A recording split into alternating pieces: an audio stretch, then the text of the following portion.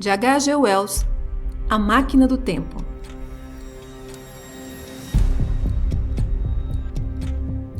Você está ouvindo Literata Cast, o seu clube de leitura na internet. Narrado por Doroteia Gomes. Produção Literata Cast. Apoio Bennett Cutelaria.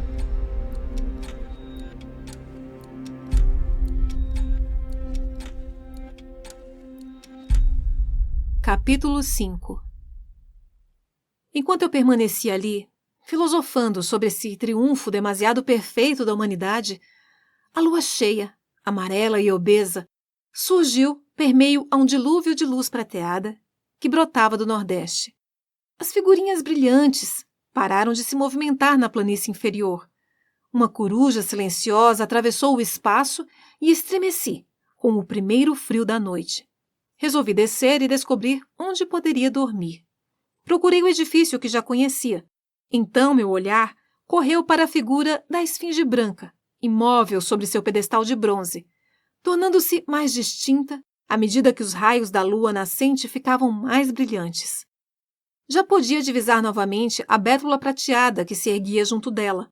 Lá estava o emaranhado de arbustos de azaleias, e agora negros sob a luz pálida, e ali se achava o pequeno gramado onde encontrara inicialmente. Olhei para o gramado uma segunda vez. Uma dúvida singular esfriou minha complacência. Não, declarei firmemente para mim mesmo. Não, o gramado não era esse. Mas era o meu gramado, sem sombra de dúvida. A face leprosa e branca da esfinge se voltava diretamente para o local. Só havia uma diferença. Vocês podem imaginar o que senti quando a convicção se formou em minha mente? Mas garanto que não podem. A máquina do tempo havia desaparecido. De imediato, como se tivesse sido chicoteado em pleno rosto, explodiu em meu cérebro a possibilidade de perder meu próprio tempo, de ser deixado para trás, totalmente inerme neste estranho novo mundo. O simples pensamento me atingia tal como uma sensação física real. Pude sentir como me estrangulava, como me segurava a garganta e interrompia minha respiração. No momento seguinte, fui acometido por um terror ardente e me lancei a correr em passos muito largos, que eram quase saltos, descendo a extensa ladeira até embaixo. De repente, caí e feri a testa. Não perdi tempo tentando estancar o sangue. Me ergui de um salto e prossegui em minha corrida louca, um fio morno descendo por minha face até alcançar o queixo. Durante todo o tempo em que corria, dizia para mim mesmo. Eles simplesmente a afastaram um pouco, colocaram-na sob os arbustos para tirá-la do caminho. Não obstante, segui correndo com todas as minhas forças. Durante todo o tempo, com aquela certeza que algumas vezes acompanha um excesso de pavor, eu compreendia que essa certeza era uma grande tolice. Sabia por instinto que a máquina fora removida para qualquer ponto além do meu alcance. Minha respiração já me causava dor.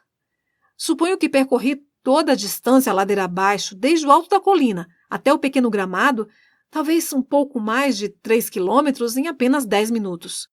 E, como veem, não sou mais um homem jovem. Eu praguejava em voz alta enquanto corria, contra minha loucura confiante de abandonar a máquina sem a menor vigilância, gastando no processo um pouco mais de meu fôlego.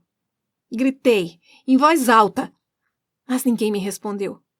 De fato, nenhuma só criatura parecia mover-se agora no mundo iluminado pelos argênteos raios da lua.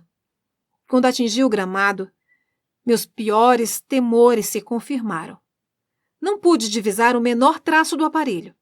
Senti-me gelado e tonto ao encarar o espaço vazio entre o emaranhado negro dos galhos. Corri ao redor furiosamente, como se a coisa pudesse estar escondida em algum canto, e depois parei de repente, com as mãos na cabeça e repuxando o meu cabelo. Acima de mim, a esfinge se erguia como uma torre sobre seu pedestal de bronze, branca, reluzente, carcomida de lepra, claramente visível sob os raios cada vez mais fortes da lua ascendente. Tive de novo a impressão de que sorria. Só que dessa vez parecia estar zombando do meu desespero. Poderia até mesmo ter me consolado, imaginando que o povinho miúdo havia transportado o mecanismo para algum tipo de abrigo, a fim de me favorecer, se não tivesse plena consciência de sua inadequação física e intelectual para a empreitada. Foi isso que mais me desesperou, a percepção de alguma potência insuspeitada até então, por meio de cuja intervenção a minha invenção desaparecera. Contudo, de uma coisa ao menos eu tinha certeza. A não ser que alguma outra época tivesse produzido sua exata duplicata, a máquina não poderia ter se movido ao longo do tempo. O simples encaixe das alavancas, eu lhes mostrarei o método mais tarde, impediria a qualquer um de interferir nela dessa forma, depois que tivessem sido removidas. Ela fora movida e se achava agora escondida somente no espaço. Mas, nesse caso, onde poderia estar agora? Penso que devo ter passado por algum tipo de frenesi. Lembro-me de ter corrido descontroladamente para dentro e para fora dos arbustos que rodeavam a esfinge, e mesmo de ter assustado algum tipo de animalzinho branco, o qual, sob a luz escassa, me pareceu ser um veado anão.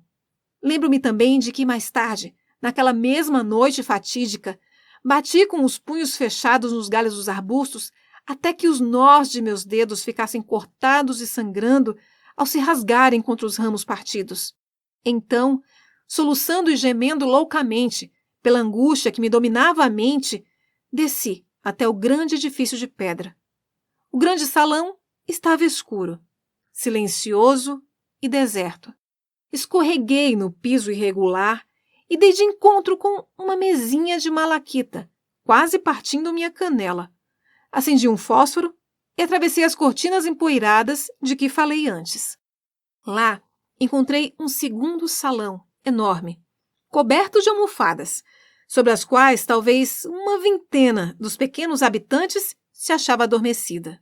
Não tenho a menor dúvida de que eles acharam a minha segunda aparição bastante estranha, já que eu surgia subitamente na escuridão tranquila, mastigando sons inarticulados e com um fósforo reluzindo e bruxuleando em minha mão.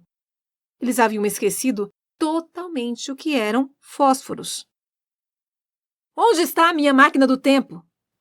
Comecei berrando como uma criança zangada. Depois, erguendo alguns dentre eles de seus colchões e sacudindo-os juntos. Deve ter parecido uma coisa muito estranha, mesmo para eles. Alguns riram, porém a maioria me pareceu terrivelmente assustada. Mas, em vez de fugirem, eles se reuniram ao meu redor. E, enfim, entrou em minha cabeça a enorme insensatez do que eu estava fazendo, a coisa mais tola possível a ser praticada dentro das circunstâncias, tentando reviver neles as sensações de medo. Isso porque, raciocinando a partir de seu comportamento durante o dia, percebi que o medo era outra coisa que eles deviam ter esquecido. Abruptamente, atravessei correndo o pequeno grupo, derrubando uma das pessoas enquanto disparava, e retornei em descompasso para o grande salão de jantar, saindo a seguir para o exterior, iluminado pelo luar. Escutei então gritinhos de terror e seus pequenos pés correndo e tropeçando sem destino certo. Não me recordo de tudo o que fiz enquanto a lua se movia lentamente pelos céus. Suponho que tenha sido a natureza totalmente inesperada de minha perda que me enlouqueceu. Senti-me cortado de minha própria gente e sem a menor esperança de retorno, tal como um estranho animal abandonado em um mundo desconhecido. Devo ter passado aos gritos por toda parte, berrando, chorando e maldizendo Deus e o destino.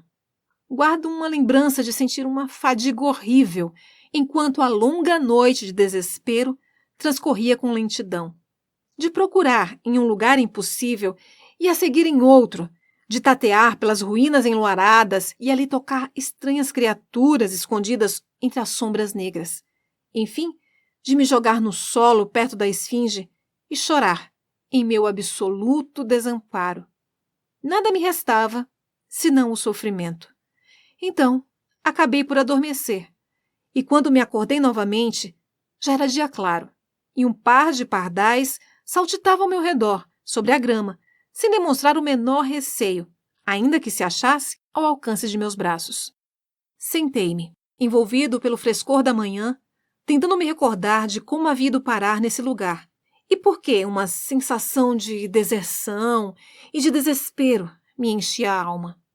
Então, as coisas explodiram às claras em meu cérebro. Rodeado pela luz solar simples e racional desse novo dia, eu podia encarar minhas circunstâncias face a face, por assim dizer. Lembrei a loucura selvagem de meu desespero e frenesi da noite anterior, e podia agora raciocinar comigo mesmo. Vamos supor o pior, murmurei para mim mesmo. Suponhamos que a máquina esteja agora completamente perdida, talvez mesmo destruída? O que me convém agora é permanecer calmo e paciente, a fim de aprender os costumes dessa gente, até obter uma imagem clara do método que ocasionou minha perda e os meios para reunir os materiais e as ferramentas necessários, de tal forma que no final de todo o meu esforço eu possa construir uma outra. Esta seria a minha única esperança. Um fiapo de esperança, talvez, mas sempre melhor que o desespero. Afinal de contas, este era um mundo belo e curioso. Não obstante, o mais provável é que a máquina tenha sido apenas furtada. Contudo, se for este o caso, tenho ainda maiores razões para ser calmo e paciente, até que possa descobrir o seu esconderijo e recobrá-la, por força ou por esperteza. E com esse pensamento em mente, ergui-me com uma certa dificuldade e olhei em volta, imaginando onde poderia tomar um banho. Sentia-me exausto. Todo o meu corpo estava endurecido pelo esforço da noite anterior, e achava-me imundo pela poeira da viagem e de minhas doidas exerções da véspera. A frescura da manhã me fazia desejar uma sensação igual de frescor sobre meu próprio corpo. A essa altura, já havia exaurido todas as minhas emoções.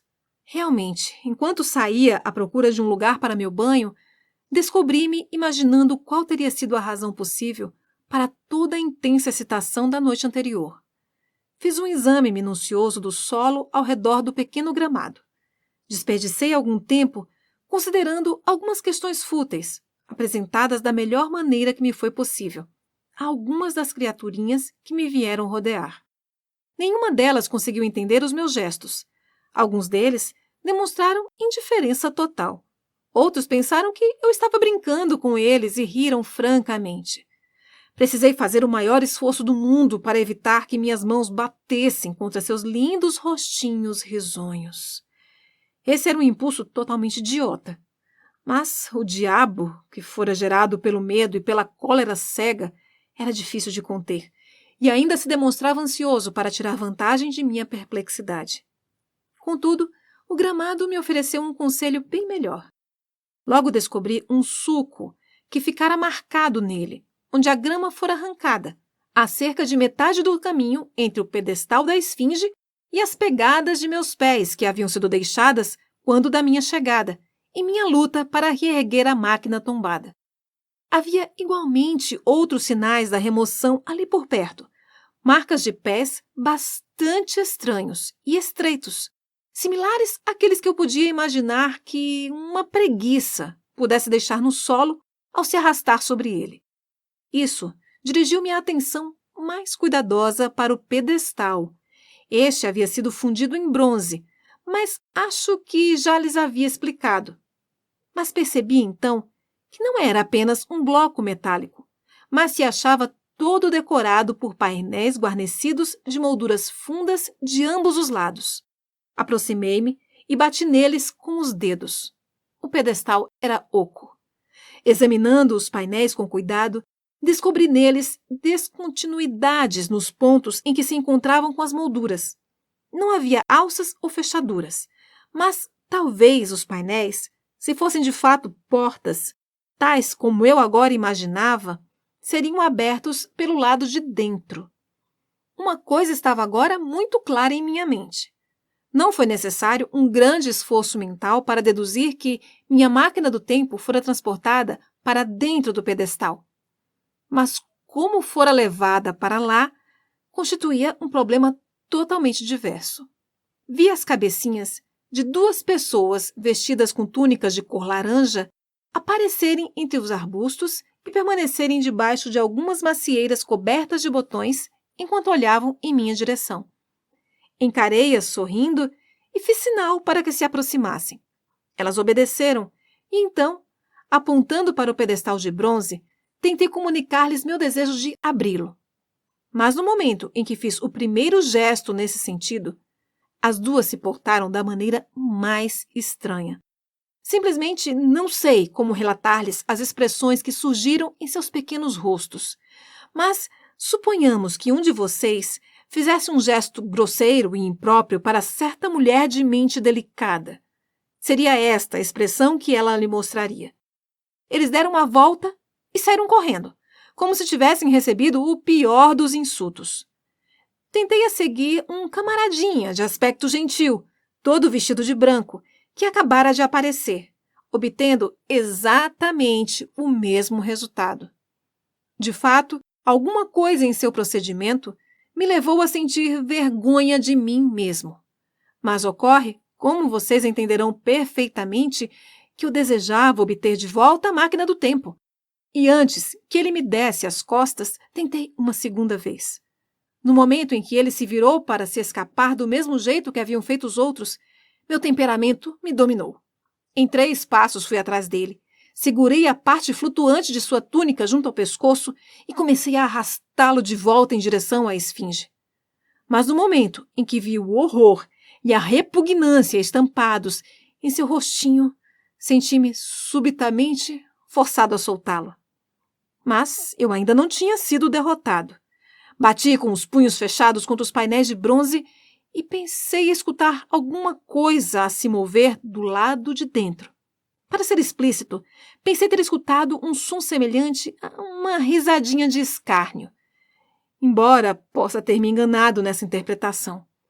Então fui buscar um grande pedregulho no leito do rio e retornei para bater em um dos painéis com ele, até que meu martelar amassasse uma parte da decoração e o cinábrio começasse a cair em placas e flocos de poeira.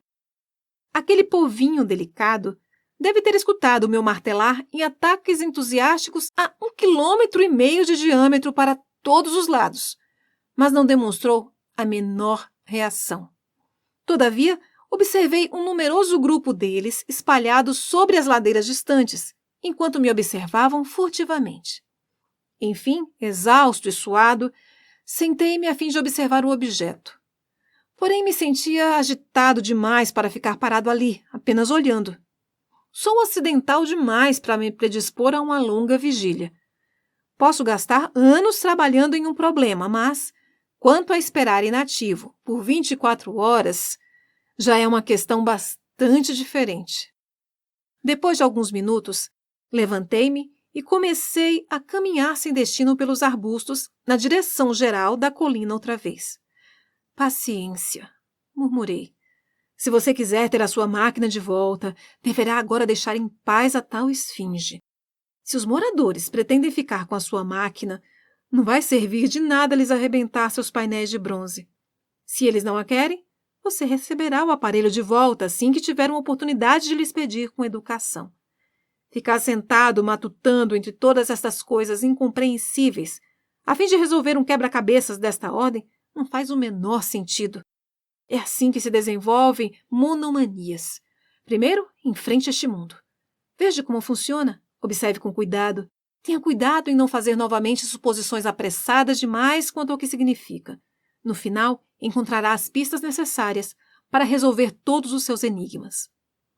Então, de repente, o humor da situação percorreu meu cérebro. O pensamento sobre todos os anos que eu havia gastado em estudo e em labor a fim de alcançar essa idade futura, seguido por minha ânsia repentina por simplesmente cair fora dela, eu apenas criara para mim mesmo a mais complicada e mais desesperadora armadilha que jamais um ser humano havia concebido. Embora fosse às minhas próprias custas, não pude evitar e soltei uma estrondosa gargalhada.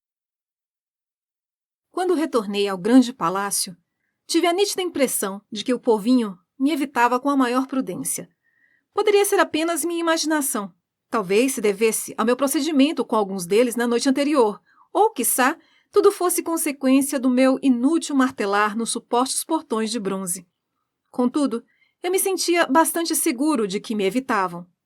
Usei de bastante cuidado, não obstante, em não demonstrar minha preocupação com o fato e me abstive em absoluto de perseguir a qualquer um deles, de tal modo que no decorrer de um dia ou dois, as coisas retornaram ao viés anterior. Fiz todo o progresso que me era possível para aprender-lhes a linguagem e, além disso, continuei com minhas explorações por vários pontos. Ou eu não conseguia acompanhar algumas de suas sutilezas, ou sua linguagem era surpreendentemente simples.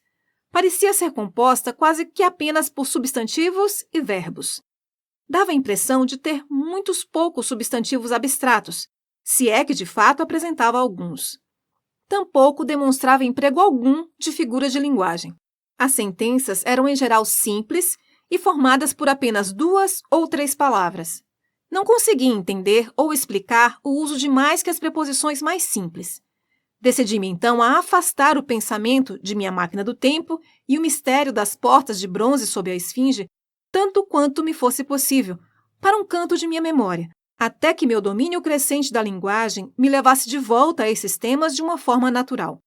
Contudo, um certo sentimento, como vocês poderão entender perfeitamente, me acorrentava, por assim dizer, a um pequeno círculo de uns poucos quilômetros de diâmetro ao redor do ponto de minha chegada.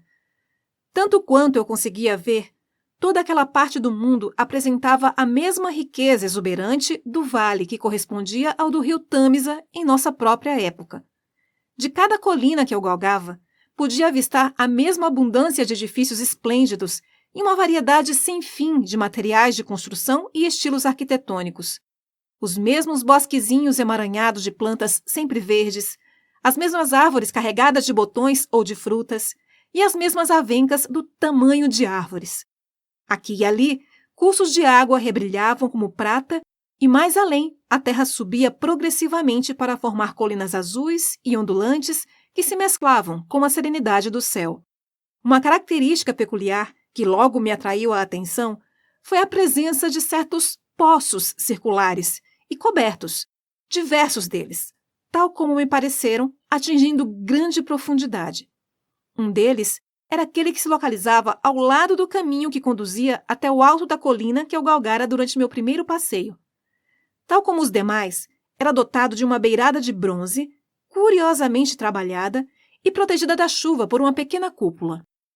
Sentando-me nos bancos que sempre se encontravam junto desses poços e olhando para a escuridão que se perdia em linha vertical, eu não conseguia avistar qualquer brilho de água, nem provocar qualquer reflexo com o brilho de um fósforo aceso.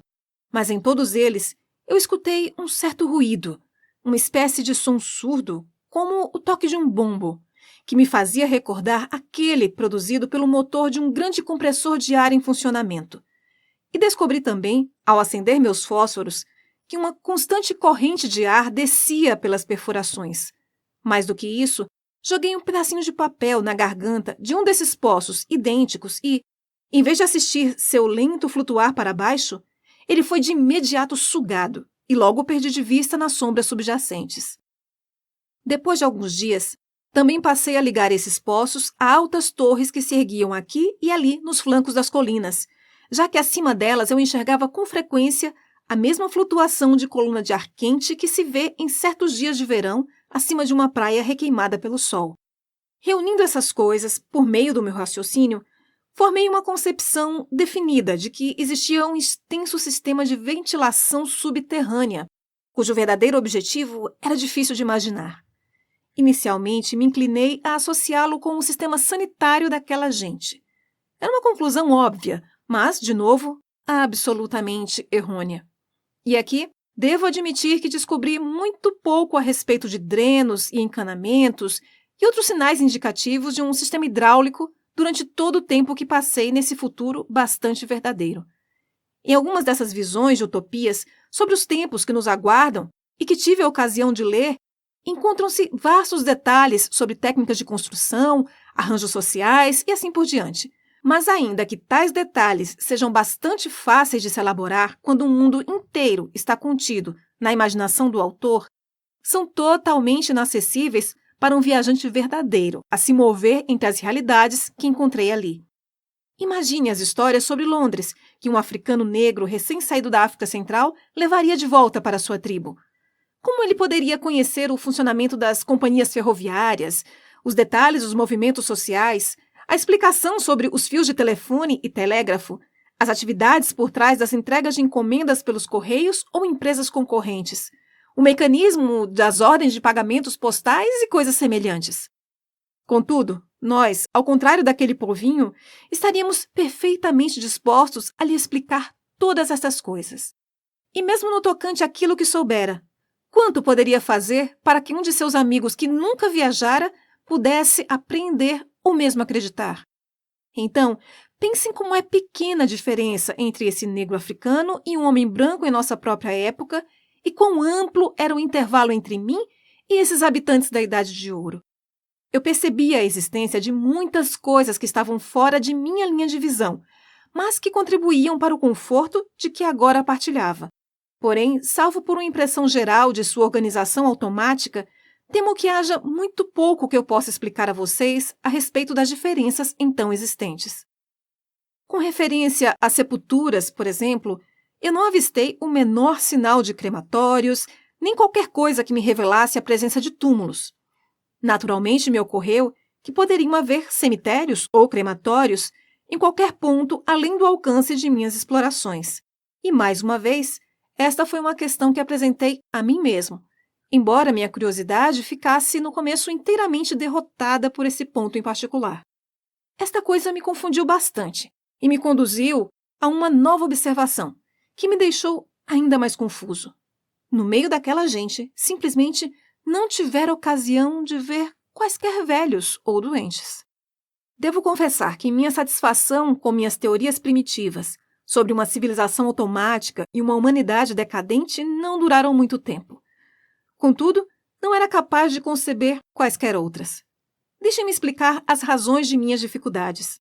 Os diversos palácios gigantescos que tive a ocasião de explorar eram tão somente locais de habitação, formados por grandes refeitórios e apartamentos ou dormitórios destinados a sono coletivo. Não pude encontrar quaisquer máquinas, nenhum eletrodoméstico de qualquer tipo. Contudo, essa gente estava sempre vestida com roupas agradáveis e de aparência nova, cujos tecidos eram resistentes, mas que de vez em quando deveriam ser trocadas ou lavadas. E suas sandálias, embora sem decoração, eram espécimes bastante complexos de artesanato em metal.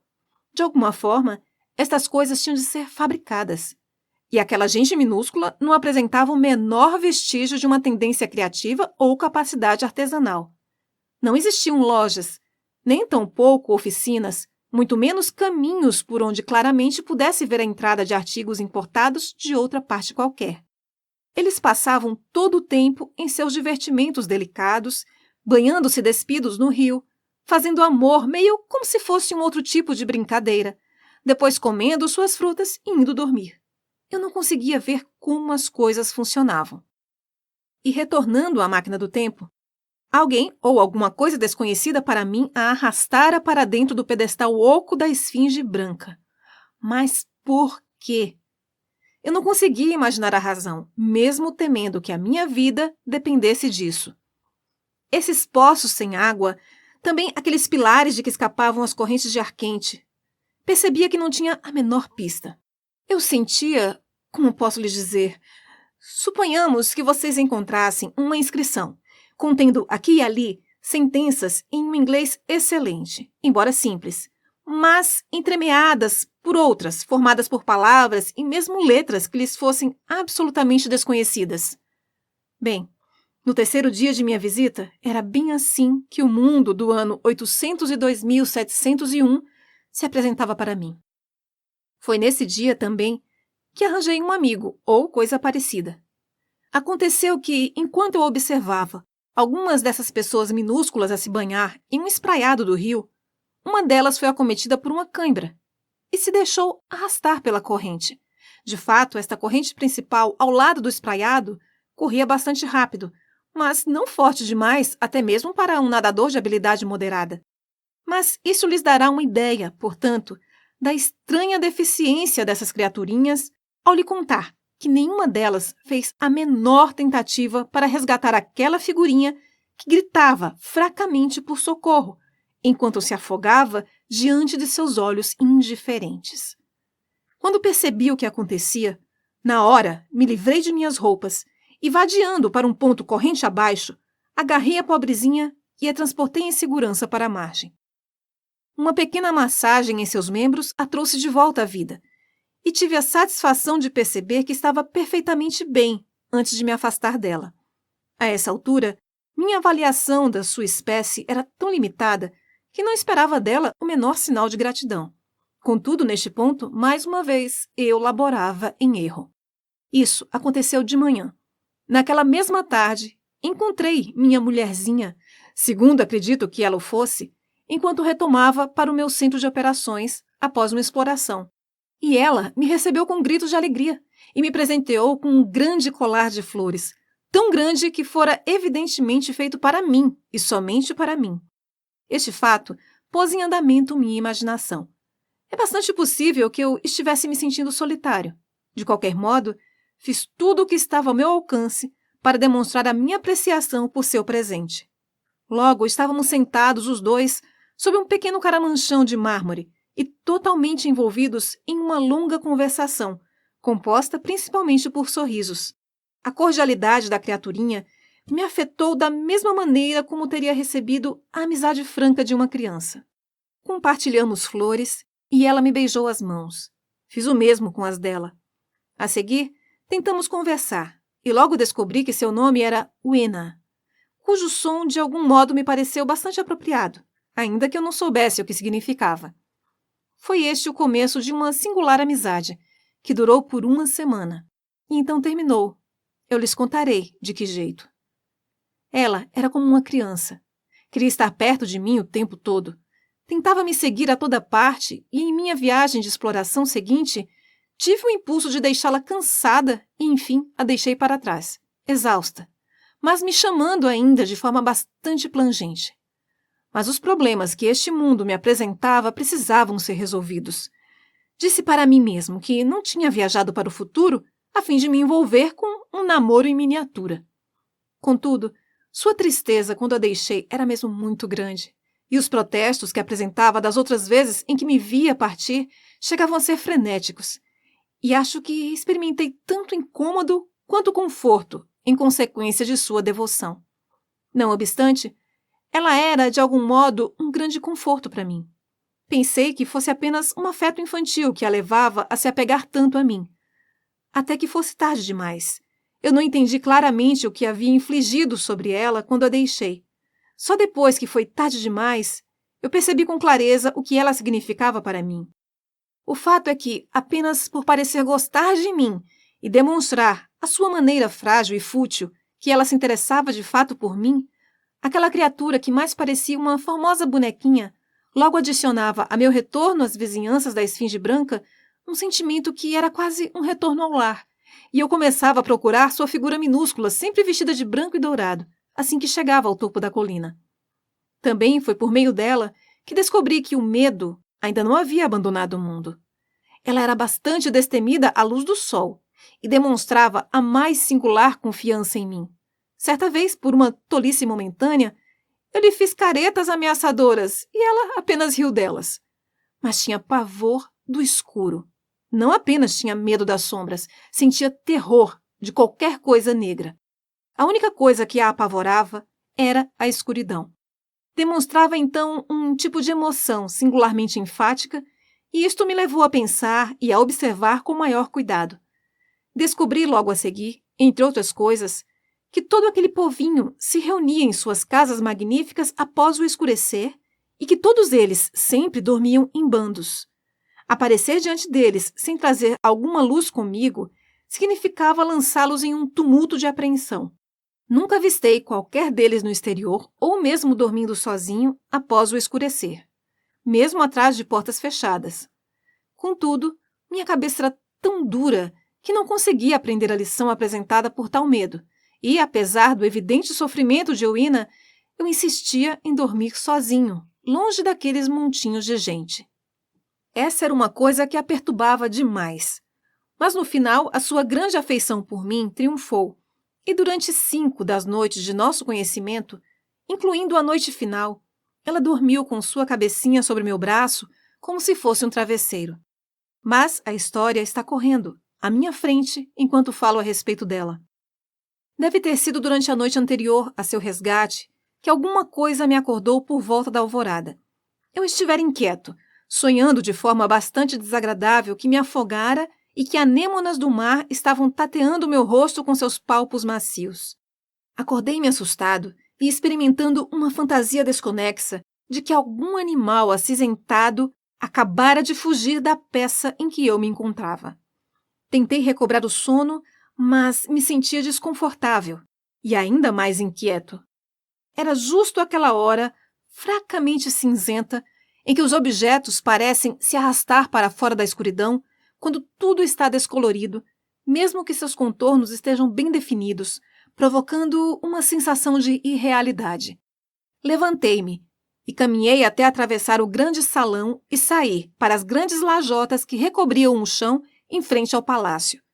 Pensei em transformar a necessidade em virtude e aproveitar para ver o sol raiar. A lua estava se pondo e o luar moribundo se misturava em uma meia-luz fantasmagórica com a primeira palidez da aurora. Os arbustos ainda pareciam negros como nanquim. O solo mostrava um gris sombrio. O céu, ainda sem cor e sem alegria. E no alto da colina enxerguei fantasmas. Diversas vezes, enquanto meu olhar percorria a ladeira, enxerguei vultos brancos.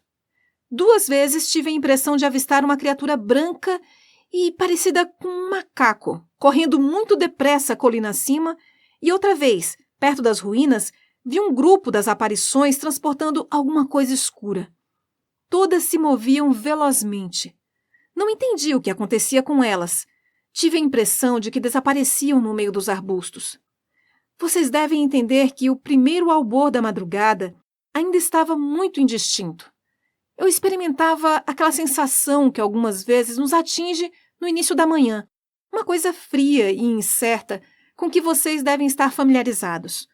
Coloquei em dúvida o que meus olhos haviam visto. Enquanto o céu oriental ficava mais claro, à medida que a luz do dia surgia e a coloração vívida das coisas retornava sobre o mundo, examinei com atenção a paisagem. Mas não divisei o menor vestígio de minhas figuras esbranquiçadas. Eram somente criaturas da meia-luz. Devem ter sido fantasmas, comentei comigo mesmo. Só imagino de que época provém. Isso porque aquela ideia engraçada que fora exposta por Grant Allen pipocou em minha cabeça, causando-me um certo divertimento. Se cada geração morre e deixa seus fantasmas atrás de si, argumentara ele, no final das contas o mundo ficará superlotado de espíritos. De acordo com essa teoria, a essa altura, eles deveriam ter se tornado inumeráveis. Cerca de 800 mil anos haviam passado, e não seria de admirar se eu avistasse 4 ou 5 de uma só vez. Mas era uma piada, afinal de contas, que em nada me satisfazia. E fiquei pensando nesses vultos a manhã inteira, até que o meu resgate de Euina os afastou de minha cabeça. Eu os associei de algum modo indefinido com o animal branco que eu assustara durante minha primeira busca desenfreada pela desaparecida máquina do tempo. Mas Euina foi um substituto muito mais agradável. Não obstante, as tais aparições estavam logo destinadas a tomar posse de minha mente de uma forma bastante mais mortal. Acho que já mencionei como o clima dessa Idade do Ouro era muito mais quente do que em nossa época. Eis outra coisa que eu não sei como explicar. Talvez o Sol houvesse se aquecido ou a Terra se movesse mais para perto dele. O conceito geral é o de presumir que o Sol se vai esfriando progressivamente no futuro. Mas as pessoas, pouco familiares com especulações semelhantes àquelas apresentadas pelo jovem Darwin, esquecem que os planetas deverão finalmente cair um a um em seu corpo originário. À medida que essas catástrofes ocorrem, o Sol explodirá com energia renovada, e é mesmo possível que alguns planetas interiores já tenham sofrido este fado. Mas, qualquer que fosse a razão, o fato permanece de que o sol era muito mais quente do que o percebemos agora. Ora, em uma manhã muito quente, a quarta que eu passei lá, penso eu, enquanto eu buscava abrigo do calor e de seu fulgor deslumbrante no interior de uma ruína colossal que se erguia perto da grande mansão em que eu dormia e me alimentava, aconteceu-me certa coisa estranha. Galgando por entre as pilhas de caliça acumulada ao meu redor, encontrei uma galeria estreita, cujo final e mesmo as janelas laterais estavam bloqueados por largas massas de pedras derribadas. Em contraste com o exterior reluzente, parecia a princípio impenetravelmente escura. Mas penetrei, tateando em seu interior, pois a mudança da luz para o negror fazia com que manchas de cor girassem dentro dos meus olhos. Subitamente, parei, como por um encantamento. Um par de olhos luminosos, ou antes iluminados pelo reflexo da luz diurna que chegava até ali, me vigiava, do fundo da escuridão. O velho pavor instintivo de deparar com bestas selvagens me acometeu. Firmei os punhos e olhei com firmeza para as órbitas brilhantes. Não por coragem, veja bem, eu era com medo de lhe dar as costas.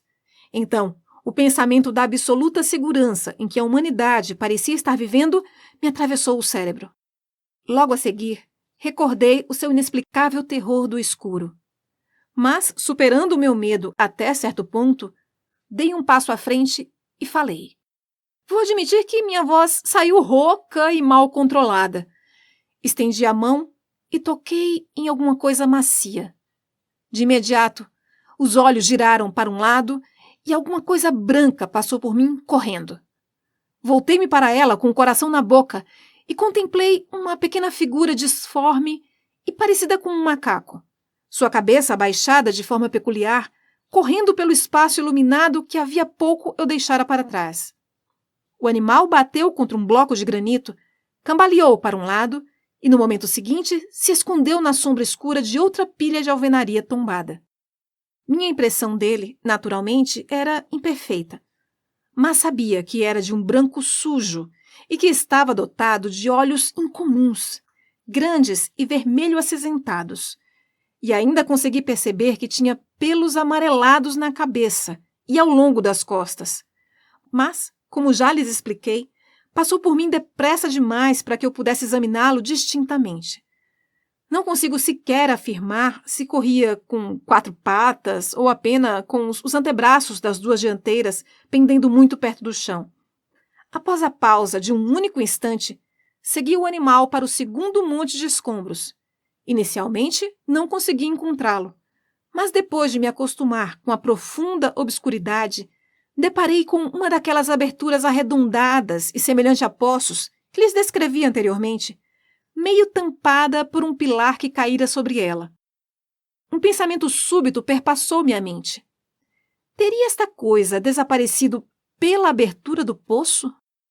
Acendi um de meus fósforos e, olhando lá para baixo, vi uma criatura pequena e branca em movimento descendente, seus grandes olhos brilhantes a me encarar com firmeza enquanto se retirava. Um arrepio me percorreu a espinha. Era tão parecida com uma aranha humana. Estava descendo parede abaixo, mas agora percebi, pela primeira vez, um certo número de apoios de metal para suas mãos e pés, formando um tipo de escada ao longo do cilindro vertical do poço.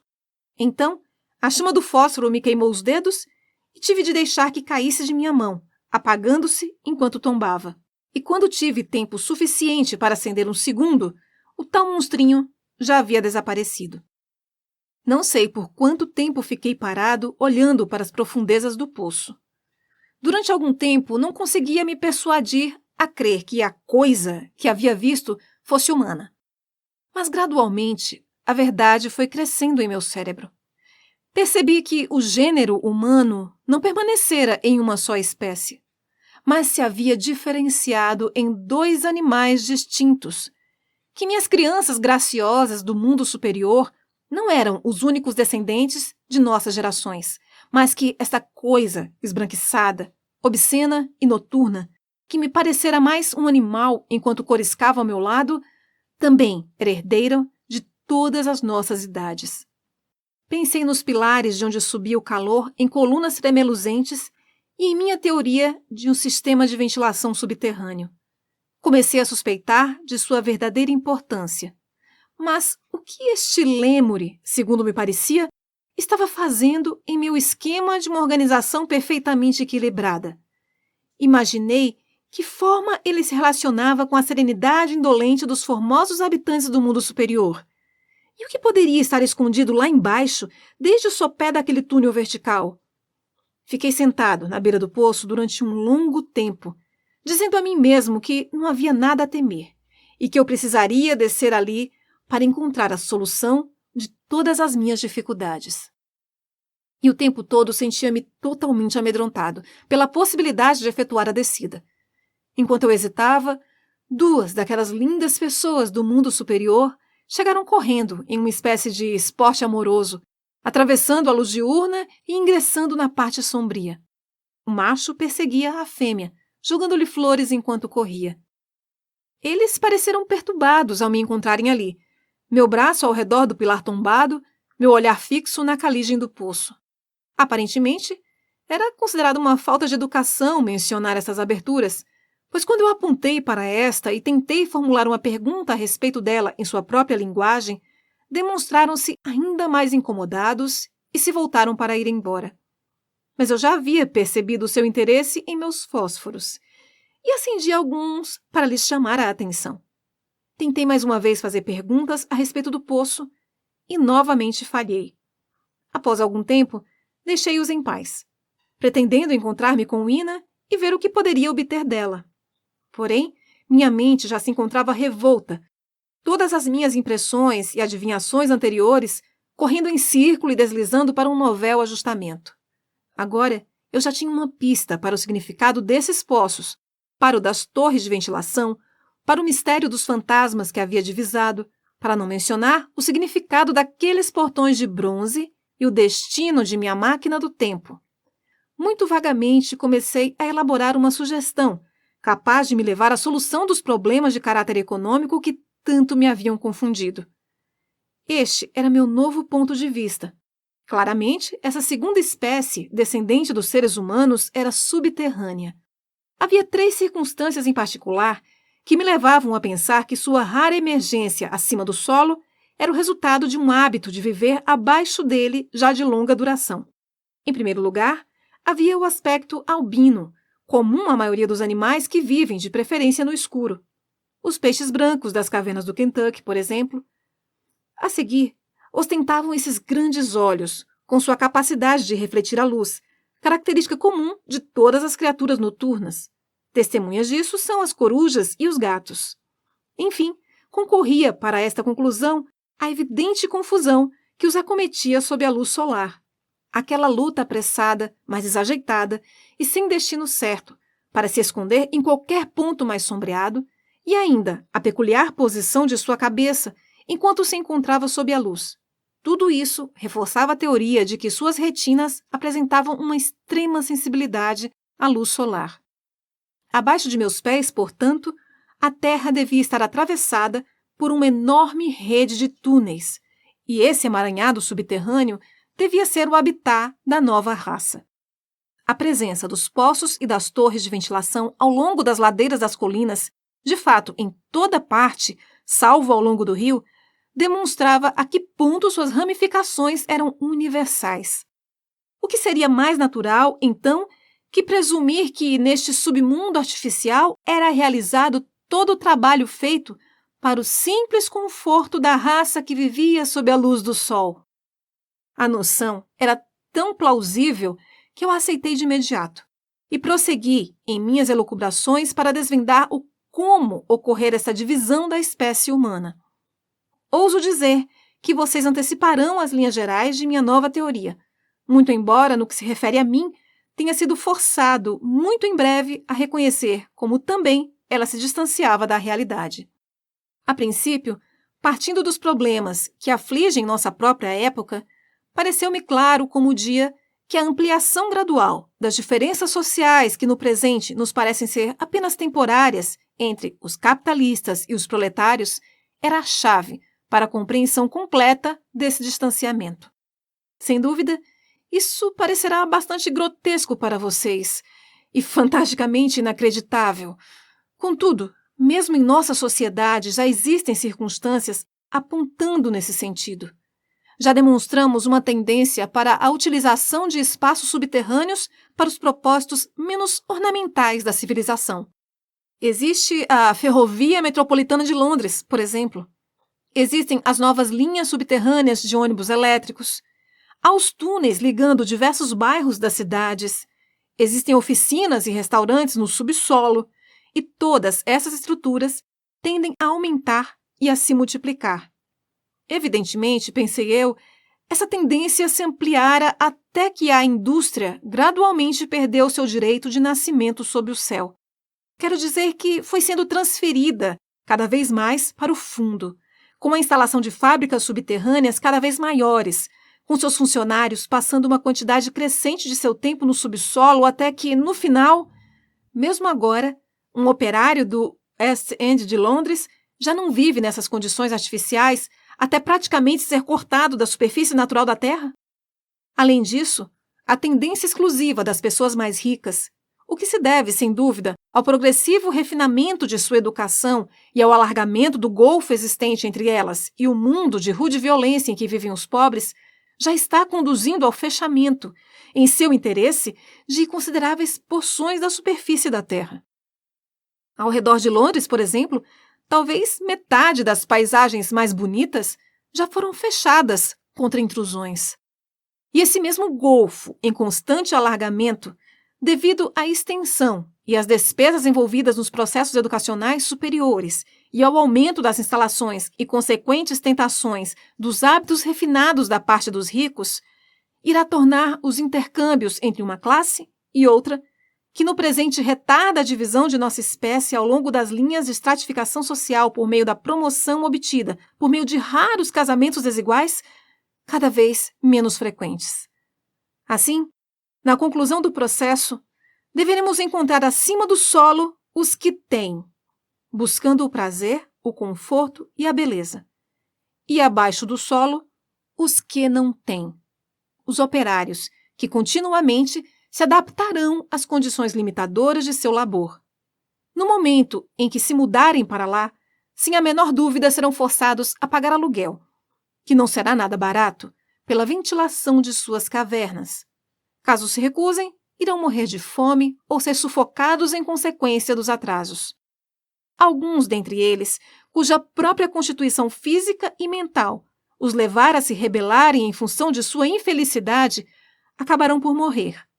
E, no final, tornando-se tal equilíbrio de caráter permanente, os sobreviventes se adaptarão tão bem às condições da vida subterrânea e mesmo poderão sentir-se felizes dentro delas, de certa maneira, tanto quanto os moradores do mundo superior se adaptarão às suas condições tão mais agradáveis. Segundo me parece, a beleza refinada e a palidez estiolada se seguirão com a maior naturalidade. O grande triunfo da humanidade, com que eu sonhara, tomou um formato diferente em minha mente. Tal triunfo não tinha sido o resultado da educação moral e da cooperação geral como eu imaginara. Em vez disso, encarei uma aristocracia verdadeira, armada com as conquistas de uma ciência perfeita e conduzindo o sistema industrial de hoje às suas conclusões lógicas. Seu triunfo não fora apenas a conquista da natureza, mas a submissão do mundo natural e de seus companheiros humanos menos dotados. Entretanto, mais uma vez devo adverti-los. Essa era a minha nova teoria naquele momento. Eu não dispunha de um cicerone conveniente no estilo dos padrões que são expostos nos livros utópicos. Minha explicação podia estar absolutamente errada. Mesmo assim, penso que fosse a mais plausível. Mas mesmo que essa suposição de que uma civilização equilibrada tivesse, enfim, sido atingida, se demonstrasse correta, há muito tempo já ultrapassara o seu zênite e agora descera de vez para a decadência. A segurança demasiada perfeita do povo da superfície os conduzira a um lento processo de degeneração, a uma diminuição geral de seus números, ao encolhimento de suas proporções, a diminuição de sua força física e a limitação de sua inteligência. Isso eu já podia perceber claramente ao meu redor. Mas o que havia ocorrido com o povo dos subterrâneos eu ainda não suspeitava. Contudo, a partir do que já havia visto dos Morlocks, o nome pelo qual, a propósito, tais criaturas eram designadas, podia imaginar que as modificações do fenótipo humano se haviam instalado de forma ainda mais profunda que entre os Eloys, aquela raça linda que eu já conhecia. Fui então assaltado por dúvidas perturbadoras. Por que razão os Morlocks haviam furtado a minha máquina do tempo? Pois agora não me restavam dúvidas de que tinham sido eles os responsáveis por seu desaparecimento. Por que, também, se os Eloys eram os senhores, eles não podiam me restituir a máquina? E por que estes se demonstravam tão terrivelmente temerosos do escuro? Dirigi-me então, como já havia mencionado, para questionar o Ina sobre este mundo inferior. Mas, mais uma vez, fiquei desapontado. No começo, ela nem entendia minhas perguntas. Logo passou a compreender, mas se recusou a respondê-las. Ela tremia, como se a pura menção de tal assunto lhe fosse totalmente insuportável. E quando a pressionei, talvez de forma um pouco grosseira, ela explodiu em lágrimas. Foram essas as únicas lágrimas, salvo as minhas próprias, que jamais observei nesta idade do ouro. Quando eu as vi em seu rostinho, parei na hora de me preocupar com os Morlocks, e a única coisa que me interessava agora era banir esses sinais da herança humana dos olhinhos de Wina. Muito em breve, ele estava sorrindo e batendo palmas, enquanto eu, solenemente, riscava um fósforo.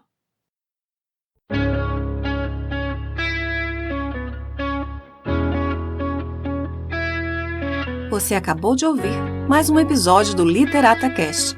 Apoio Bennett Cutelaria.